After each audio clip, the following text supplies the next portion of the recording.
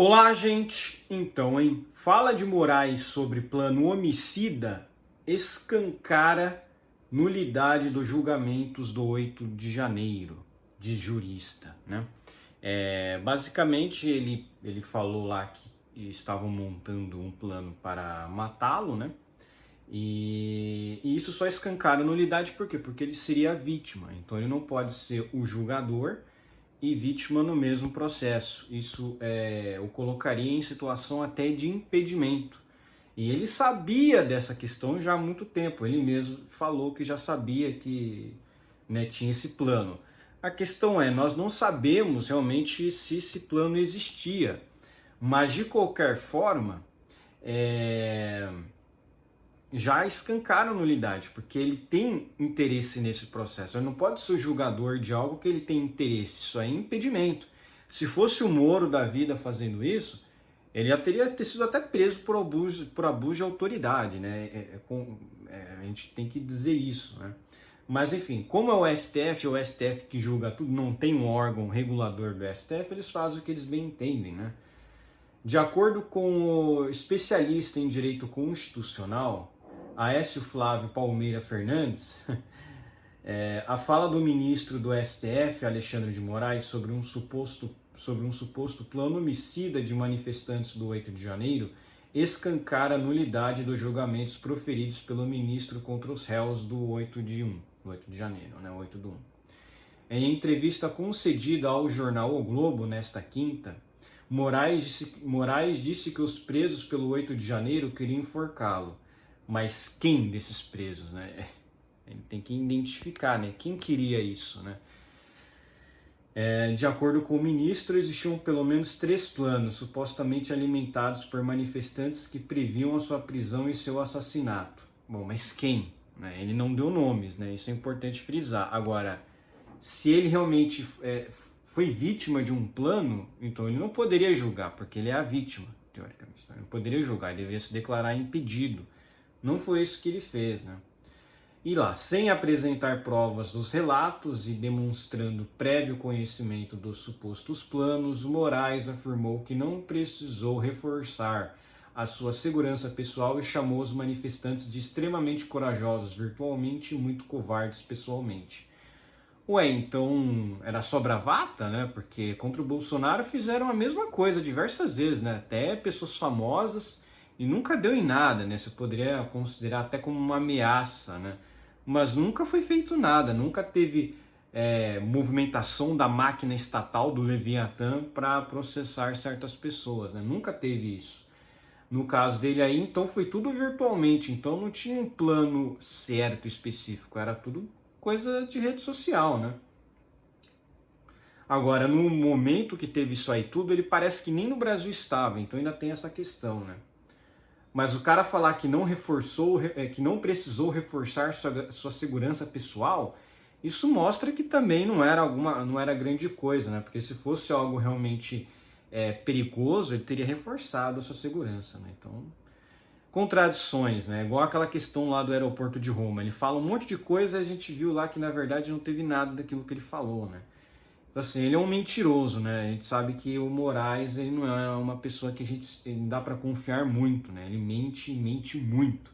Naquele caso de Roma, o maior vexame, né? A polícia italiana diz que só teve um leve encostão no óculos, que não teve nada de agressão. Quer dizer, a polícia italiana esnobou, né, a justiça brasileira, né? Porque a justiça brasileira é uma piada mesmo, né?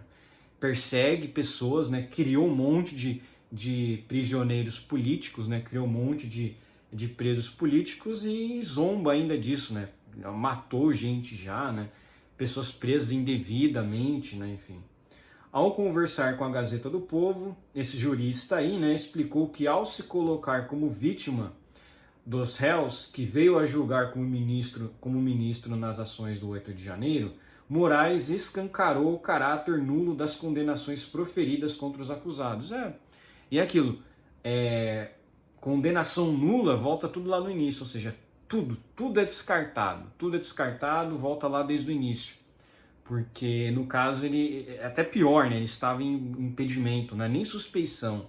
No caso ali ele estava impedido, né? Porque você não pode ser parte de um processo e julgá-lo também, né? Isso é impedimento, né? O juiz, quando ele tem essa questão, ele tem que se declarar impedido e nem pode julgar, né?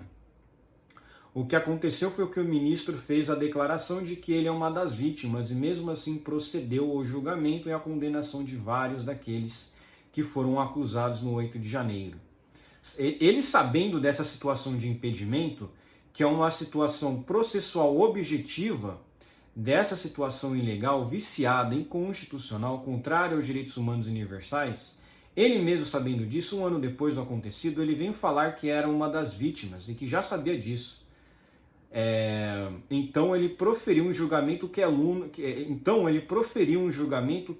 de pleno direito. Um juiz tem dever de imparcialidade. E não é só um direito constitucional que foi violado, é um direito humano básico, Exatamente, no caso do Moro foi suspeição. Por quê? Porque não tem uma causa clara ali de impedimento, então não sendo impedimento é suspeição. Suspeição é uma situação processual subjetiva, você pode interpretar dessa maneira ou não pode. Então, geralmente, o juiz não tem o dever de declarar suspeição, porque é aquilo, a suspeição não é objetiva. Porém, em caso de impedimento, aí ele tem um dever. Aí ele tem um dever não só de declarar que ele é impedido, mas ele tem que se sair ali do processo. Ele não pode mais, como julgador, né? Ele não pode mais julgar esse processo, tem que deixar um outro juiz aí tomar conta desse processo. Não é somente isso, tá? Por exemplo, se uma das partes é um parente seu, também a questão de impedimento. Se tem um caso ali de um filho seu, de um pai seu que está no processo, é juiz, também não pode, é impedimento. Você tem que, causa clara de impedimento. Se você for uma vítima, também você não pode julgar. Então tem essas questões. O mais engraçado é que o próprio PT tentou criar essa situação de animosidade entre ele e o Moro, sendo que o Moro não queria isso. O Moro ele nunca quis antagonizar o Lula. E o que aconteceu foi o seguinte, eles criaram na mente deles que tinha ali uma questão de suspeição, mesmo que não tivesse ali uma briga intensa entre os dois, né? Que o Moro não caísse nas provocações do Lula para não criar essa questão de suspeição, né? Só que aí teve lá a Vaza Jato, que até hoje não sabemos se aquilo é verdade ou não, porque não tem como provar que as mensagens todas foram verdadeiras, né? E aí chegamos nesse ponto aqui que é aquilo. Se ele sabia que ele era vítima, ele não pode ser julgador. Ele não pode ser julgador. Então já tem uma questão clara de impedimento. No caso, é uma situação processual objetiva, ele não poderia levar esse processo adiante, não como relator ou como julgador, né? Enfim, é um absurdo total. Olha lá. Segundo o artigo 145 do Código de Processo Civil, o juiz será suspeito de julgar um caso será suspeito de julgar um caso quando qualquer das partes for sua credora ou devedora e quando for interessado no julgamento do processo em favor de qualquer das partes. Então aqui é questão de suspeição, tá vendo? Já o artigo 144 do CPC diz que estará impedido de julgar uma ação o juiz que for parte do processo ele próprio.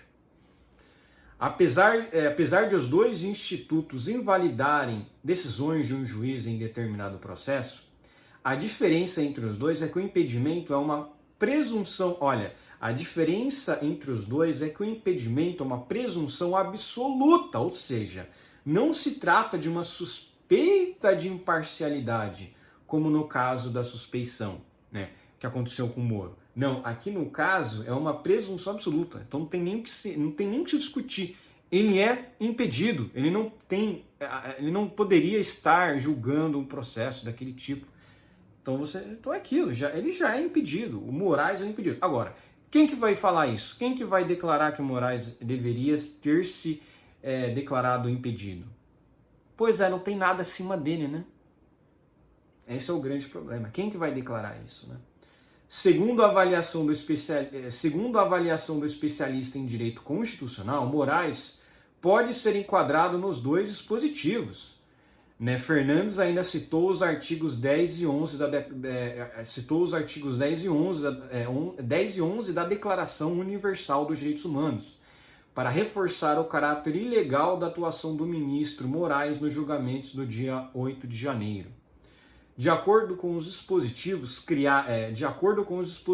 citados pelo jurista, todo ser humano tem direito, em plena igualdade, a uma justa e pública audiência por parte de um tribunal independente e imparcial.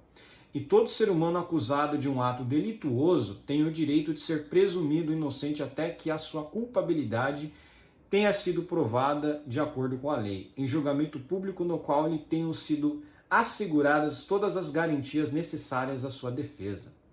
Garantias processuais básicas não são respeitadas mesmo com o juiz sabendo dessa parcialidade. Isso é muito complicado, está mexendo em direitos básicos das pessoas. É lógico. O Moraes é um ditador, né? Ele está perseguindo pessoas, né? Olha lá, Moraes repete método usado no caso da suposta agressão no aeroporto de Roma. A revelação do ministro Moraes sobre o suposto plano de manifestantes para enforcá-lo segue o mesmo método adotado pelo magistrado para acusar brasileiros de agressão contra seu filho no episódio ocorrido no aeroporto de Roma no ano passado. Em ambos os casos, as acusações foram feitas sem a apresentação de provas. Esse que é o grande problema, né? Não apresentou prova nenhuma, né? Então é isso aí, a notícia é muito boa do Gazeta do Povo, um dos melhores jornais aí para se ler, né? Gazeta do Povo, Revista Oeste, né? Tem entre outros aí, né? O Estadão às vezes acerta, né? Eles fazem umas notícias boas, né? Mas isso aqui, essa notícia aqui mostra claramente o que eu já venho dizendo há muito tempo. Esse processo todo do 8 de janeiro, a forma como ele está sendo feita, ela é nula. E o que acontece? Se daqui a alguns anos mudar a situação, o Brasil virar mais à direita por uma forma ali milagrosa, o que vai acontecer? Os novos ministros ali do STF, né, não tem como saber, eles podem julgar essa questão do 8 de janeiro nula. Falar, olha, o cara ali ele tinha que ter se declarado impedido e não fez, ele fazia parte do processo. Ele sendo parte do processo, ele não pode ser julgador.